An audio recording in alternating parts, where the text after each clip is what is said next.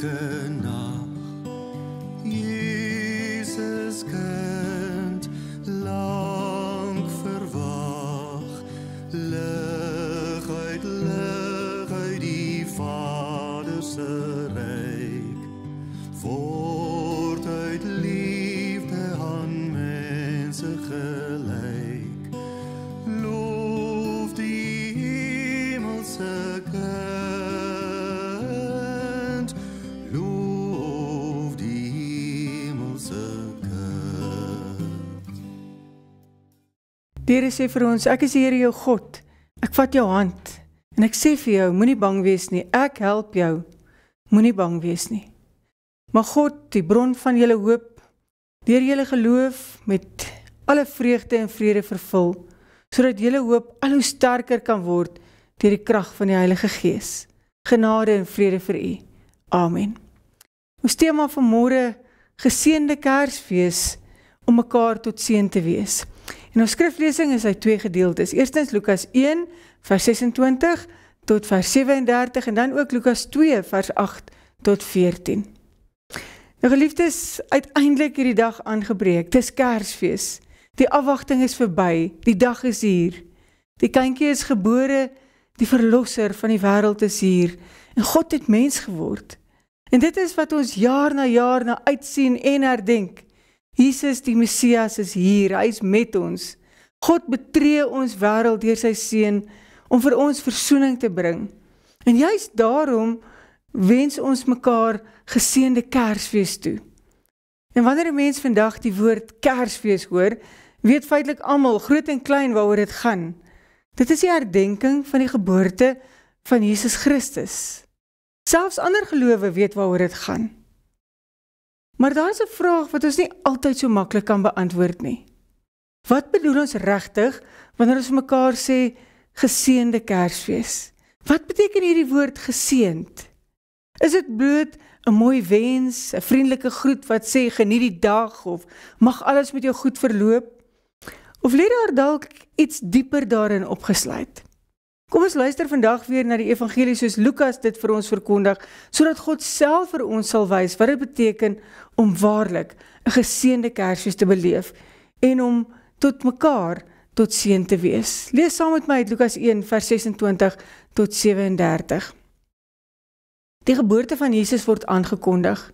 In die 6de maand van Elisabeth se swangerskap het God die engel Gabriël gestuur na 'n maagd in Nasaret in 'n dorp Galilea. Sy was verloof aan Josef, 'n man uit die geslag van Dawid. Die naam van die maagd was Maria.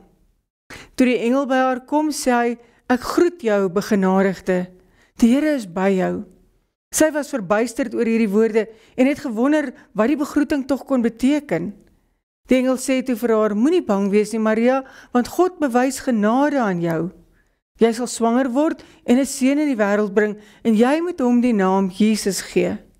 Hy sal groot wees en die seun van die Allerhoogste genoem word. Die Here God sal hom die troon van sy voorvader Dawid gee en hy sal as koning oor die nageslag van Jakob wees tot in ewigheid. Aan sy koningskap sal daar geen einde wees nie. Maar Maria sê vir die engel, hoe is so iets moontlik, aangesien ek nog nooit omgang met 'n man gehad het nie? Die engel antwoord haar, die Heilige Gees sal oor jou kom en die krag van die Allerhoogste sal die lewe in jou wek. Daarom sal die een wat gebore word, heilig genoem word.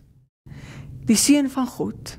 Kyk, 'n bloedverwant van jou, Elisabeth, het in haar ouderdom self ook 'n seun ontvang, en sy wat as onvrugbaar bekend was, is nou al 6 maande lank swanger. Niks is vir God onmoontlik nie. Maria sê toe, ek is tot beskikking van die Here, laat met my gebeur wat u gesê het. Toe het die engel van haar af weggegaan. Ons lees net tot sover. In Lukas 1 hoor ons van die ontmoeting tussen die engel en Maria. En die engel se eerste woorde is betekenisvol. Ek groet jou, begenadigde. Die Here is by jou. Maria verstaan nie onmiddellik wat hierdie groet beteken nie. Sy is ontsteld, selfs bang. Maar dan kom die trooswoord wat ons deur die hele Kersverhaal hoor. Moenie bang wees nie, Maria, want God bewys genade aan jou. Let mooi op. God is hier die handelende subjek. Hy tree eerste op, hy kies, hy praat, hy beloof, hy doen. Maria doen niks om hierdie genade te verdien nie, sy ontvang dit. En dieselfde geld vir Elisabeth, wat in haar ouderdom en onvrugbaarheid deur God besoek word. Dieselfde geld vir die hele volk en ook vir ons vandag. Ons verdien eintlik nie God se genade nie, en tog ontferm hy hom oor ons, en hy stort sy genade in oorvloed oor ons uit. Die Griekse woord wat hier gebruik word en wat ons met geseënd vertaal, beteken letterlik om aan die ontvangkant van God se genade en ontferming en beloftes te leef. Om geseënd te wees, beteken dis nie dat die lewe vir jou maklik is nie, maar dat God hom aan jou verbind. Ja, jy gaan steeds moeilike dae hê, jy gaan steeds uitdagings in jou lewe beleef, maar omdat God hom aan jou en aan my verbind, hoef ons nie bang te wees nie, en hoef jy nie daardie moeilike dae alleen in die oë te staar nie. God is met ons. Geseënd beteken, God kom na mense toe. In Lukas 2 hoor ons dieselfde evangelie, maar nou op 'n ander plek. Nie in 'n huis in Nasaret nie, maar in 'n veld iewers buite Bethlehem. Lees saam met my Lukas 2 vers 8 tot 14. Die skaapwagters en die engele. Daar was skaapwagters in daardie omgewing wat in die oop veld gebly het en in die nag oor hulle skape waak gehou het. Met een staan daar 'n engel van die Here by hulle en die heerlikheid van die Here het rondom hulle geskyn. Hulle het baie groot geskrik.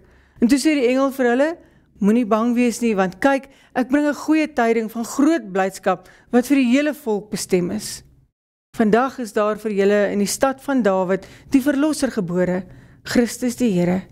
En dit is vir julle die teken, julle sal 'n kindjie vind wat in doeke toegedraai is en in 'n krib lê.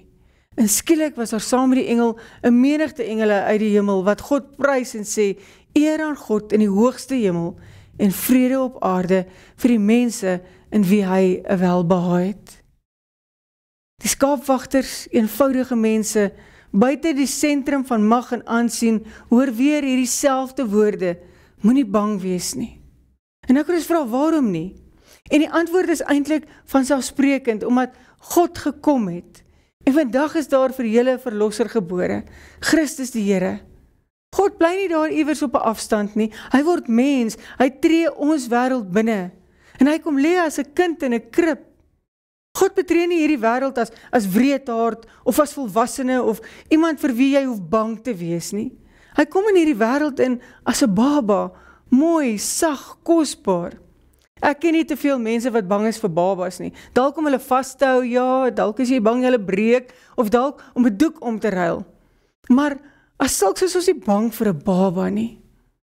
En dit is hoe God homself aan ons openbaar, as 'n baba, 'n kindjie, 'n verlosser, vir wie ons nie hoef bang te wees nie. 'n Messias wat sy seën en sy genade oor ons uitstort. En dan bars hierdie loflied van die engele los, eer aan God in die hoogste hemel en vrede op aarde vir die mense in wie hy welbehae het.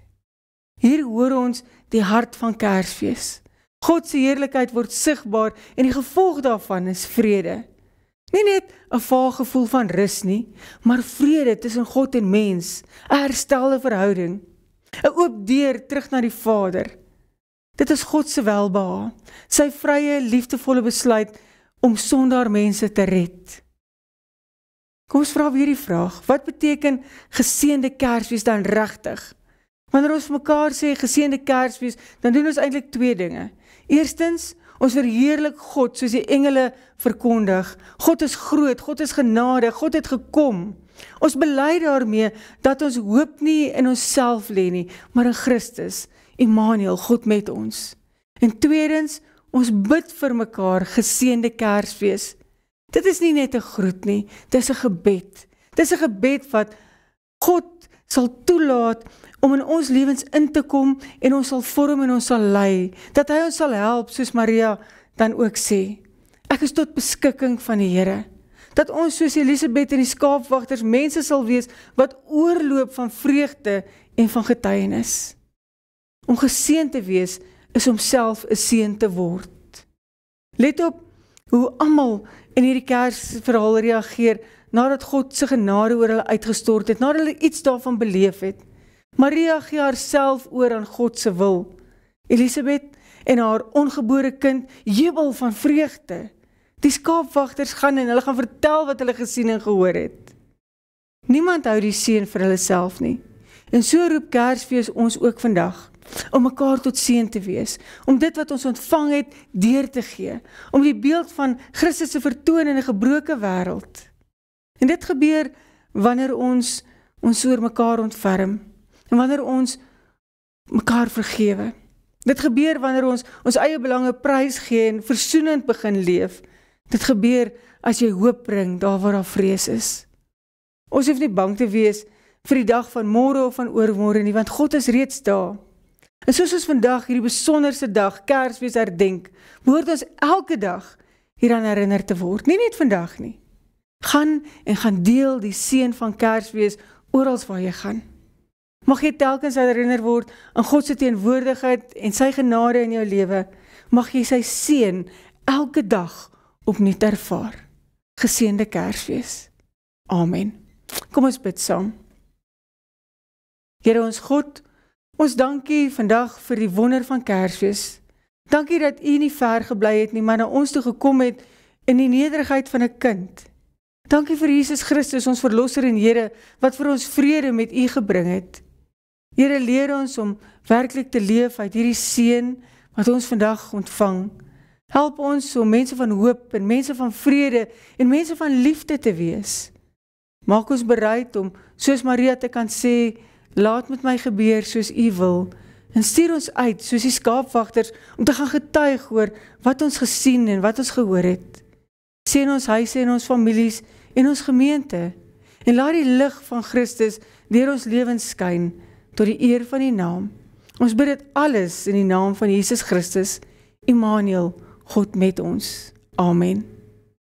Ontvang nou die seën van die Here. Mag die vrede en die lig van Kersfees jou hart vul. Mag jy die hoop van Christus se geboorte ervaar en sy liefde met ander deel. Gaan uit in vreugde, wetende dat God getrou is en dat Jesus, die lig van hierdie wêreld, by jou is. Die Here seën jou. Amen.